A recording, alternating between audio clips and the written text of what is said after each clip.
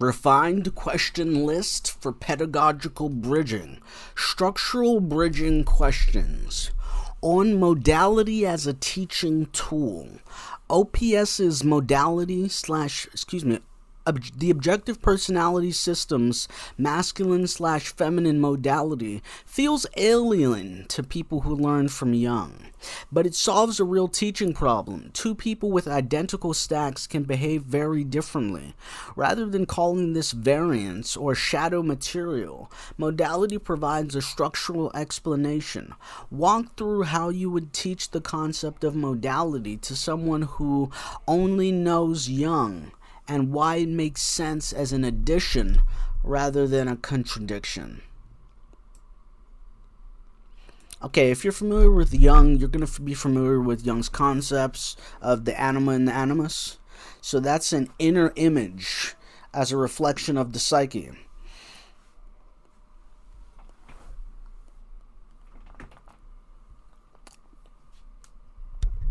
In this way, when we're talking about psychological functions, we're talking about functions of not just consciousness, but the unconscious has its own right to these functions as well.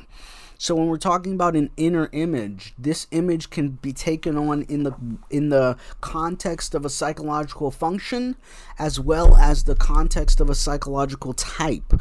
So when we're talking about someone who learned from Jung, we're taking this concept of anima and animus and we're hypostatizing it in relation to psychological functions, because the unconscious has just as much of a right to the psychological function as the ego. Does that make sense?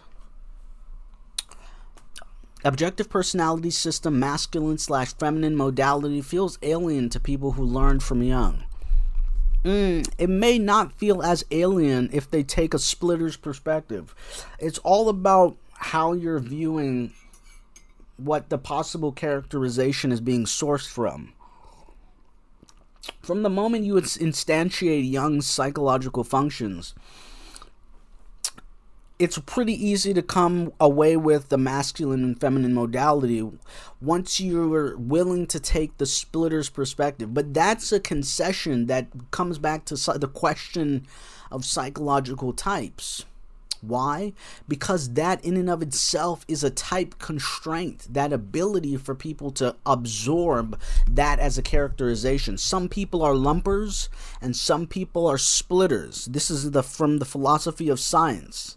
Philosophy of theories of mind. This is an issue that's been going on for a while now in terms of characterizing taxonomies and such. So from an orthodox perspective, you might say, no, I'm taking a lumper's perspective. There's only 8 psychological functions. But then you're saying, okay, well, can you actually speak to the level of differentiation that objective personality is able to ascribe in terms of their relationship to theory, in terms of what their theory implies? Are you able to keep up with that level of detail in terms of the data that they're able to bring forth? This is a question to ask yourself. This is a question to ask others. So we're asking ourselves the question, two people with identical stacks can behave in a very, very differently. Rather than calling this variance or shadow material, modality provides a structural explanation. Walk through how you would teach the concept of modality to someone who only knows Jung, and why it makes sense as an addition rather than a contradiction. Okay, it makes sense at 2 levels. The first is when we're bringing in the anima and the animus, we're bringing this in as an inborn psychic image, as an archetype, as a reflection of a psyche. So if it's an inborn image, that means it has weight as a reflection of a person's unconscious. Psychological functions are also reflections of not just the ego, but the unconscious as well. So we're taking orthodox Jungian psychological functions. We're taking those 8 psychological functions and all the libido that Jung put into describing them as mechanisms of actions, the 4 functions of consciousness, and the attitude orientations, the object-subject differentials, the irrational types, the rational types, the perceivers, the judgers, the observers, the deciders. We're talking about these co-mingling, co-combinatoric aspects of, the reification of language. Well, we can get into the ability to seek to reify these concepts in language, but first let's start with hypostatizing them. Let's start with the hypostatizing of these psychological functions. So if you're moving from Jung, you already have a baseline to accept 8 psychological functions and 4 psychological functions as functions of consciousness. That's 4 psychological functions as functions of consciousness, and then you split. Though you're already willing to concede that you split those functions in terms of an attitude orientation. Now you're taking it a step further and you're splitting those 8 psychological functions in terms of a sexual modality. That is the difference. That is how I would explain it. Rather than calling this variance or shadow material, the modality provides a structural explanation. Walk through how you would teach the concept of modality to someone who knows only Jung, and why it makes sense as an addition rather than a contradiction. Okay, it makes sense. Okay, so how would I explain it? I would say the objective personality system introduces 3 distinct intellectual property additions. The first was they took a splitter's perspective on the psychological functions. They took a splitter's perspective, so they moved from 8 psychological functions to 16 psychological functions because they took a splitter's perspective in terms of lumpers versus splitters in the theory of, in the philosophy of science. And then the second is that they added animal functions as a higher order combinatoric. The third is that they introduced social types. Now we'll get to that at a later date when I wrap my hands around social types, or head around social types.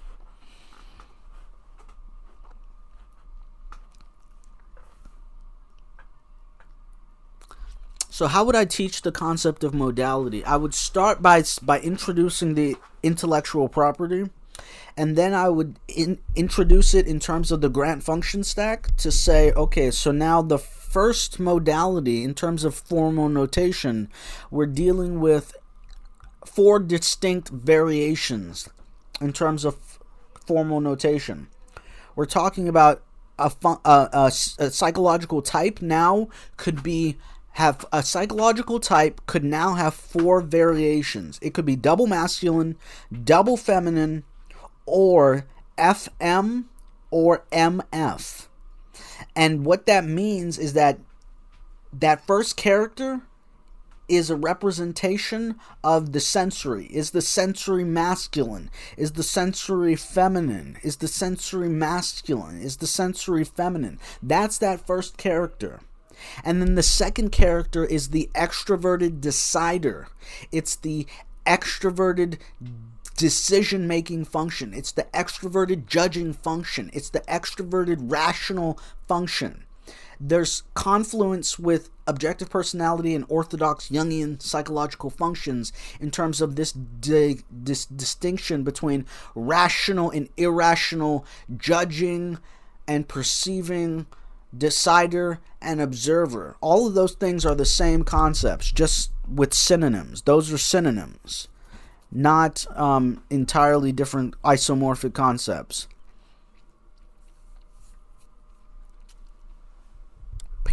pause. So it in fact is isomorphic. Okay.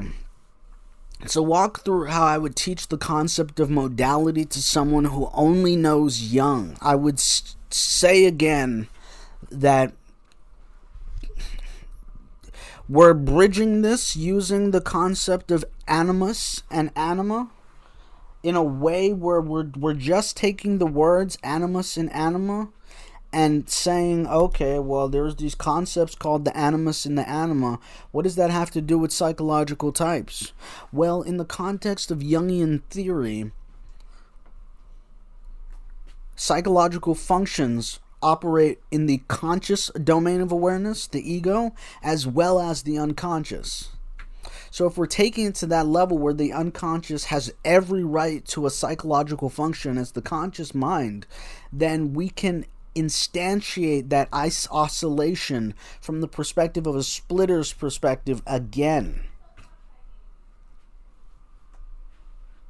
I don't know if that made sense. I'm backwards rationalizing theory. I'm backwards rationalizing theory from downstream of technique. And so that's why my answers might sound incommensurate.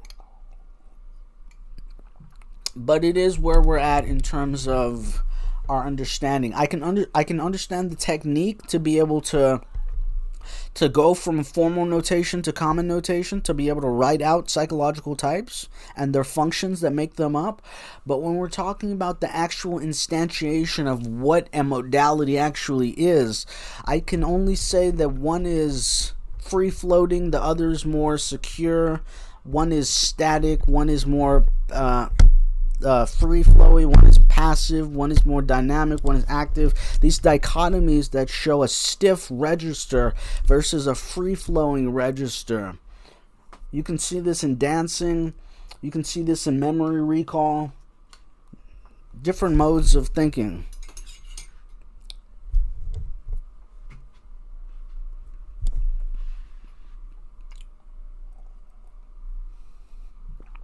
Makes me wonder when Jung was talking about on the two different kinds of thinking, directed thinking versus fantasy thinking, if he was talking about feminine thinking versus masculine thinking in terms of on volume 5, the two different kinds of thinking.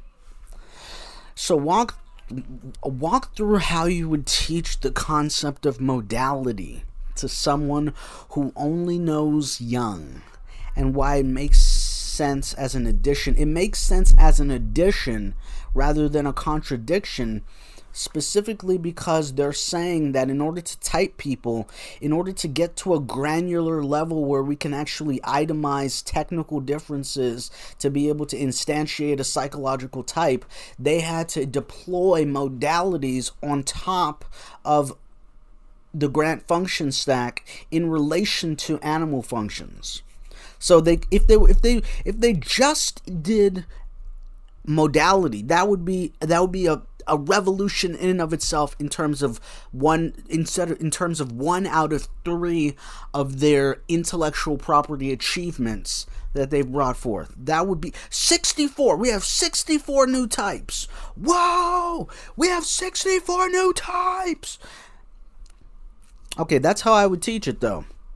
I would teach it because those permutations, you have 4 permutations based off of every single grant function stack that exists.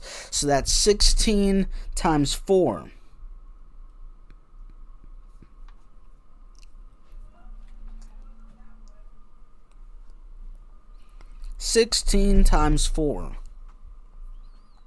So in our example, we started off with feminine FE, masculine SI, feminine NE, masculine TI. And we're saying, okay, well, how would you teach the concept of modality to someone who only knows Jung? I would say I'm talking about an ESFJ. I'm talking about an ESFJ. Okay, an ESFJ. And then I bring in modality. I'm saying feminine FE, masculine SI, feminine NE, masculine TI. What am I saying? I'm saying that their type is MF. Why? Because the masculine SI is masculine. That's M as the first character.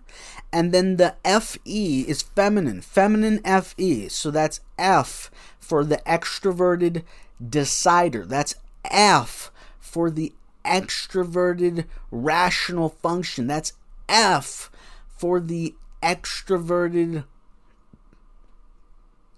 rational function, extroverted judgment function. And so that's how you keep track of formal notation when it comes to psychological types. The first character is sensory, the second character is the extroverted decider. And I would teach modality by walking people through the math, talking about, okay, so we went from 8 psychological functions to 16 psychological functions, and then we went from 16 psychological types to 64 psychological types, and then with the advent of animal functions, we went from 64 times 8 to 512 animal function combinatorics in terms of psychological functions within the objective personality system before the introduction of social types. So if I was explaining modality, I would let them know I'm taking a splitter's perspective. I would let them know that objective personality takes a splitter's perspective on Jung's 8 psychological functions, meaning it's all the same functions, except we're operating at a higher level of resolution because they differentiated the functions even more. They're saying that is not extroverted thinking. That is masculine or feminine extroverted thinking because the other one is in the unconscious. It's not ego-facing. What happens to it? It's in the unconscious, and its modality is inverted. Well, this is more theory, getting into the theory side. Where does that unconscious function go, and how is it represented? I have my own theories on the unconscious function in terms of John Beebe's 8, and then what that looks like flipped in terms of the 16.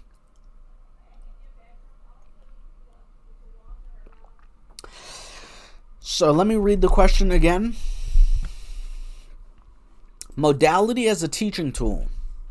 OPS's masculine/feminine modality feels alien to people who learn from Jung, but it solves a real teaching problem.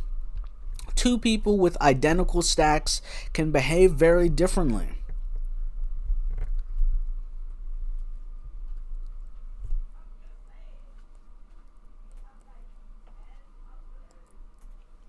Well, they wouldn't be identical stacks if they have different modalities, would they?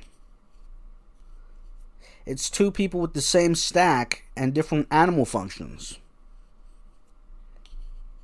But that's neither here nor there. We're just using Claude questions right now to try to make content. We're talking about, okay, so on modality as a teaching tool.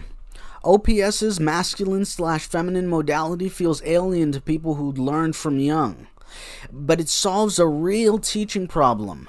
2 people with identical stacks can behave very differently. Rather than calling this variance or shadow material, modality provides a structural explanation. Walk through how you would teach the concept of modality to someone who only knows Jung, and why it makes sense as an addition rather than a contradiction. It's an addition because it's one of the foundational pillars of the intellectual property brought forth from the objective personality system. Again, they take a splitter's perspective, and that's the addition. They take all of Jung's work, all of his theory, and they say that is correct, except the function has been split in 2 halves, masculine and feminine, and now we have to characterize them from that perspective. Why? Because they're taking a splitter's perspective. And why is it an addition rather than a contradiction? because we're taking a splitter's perspective, not a lumper's perspective. If it was a lumper's perspective, I would say it's a contradiction, because then we're scrolling back. We're saying instead of an attitude orientation, we're going back to the 4 functions of consciousness.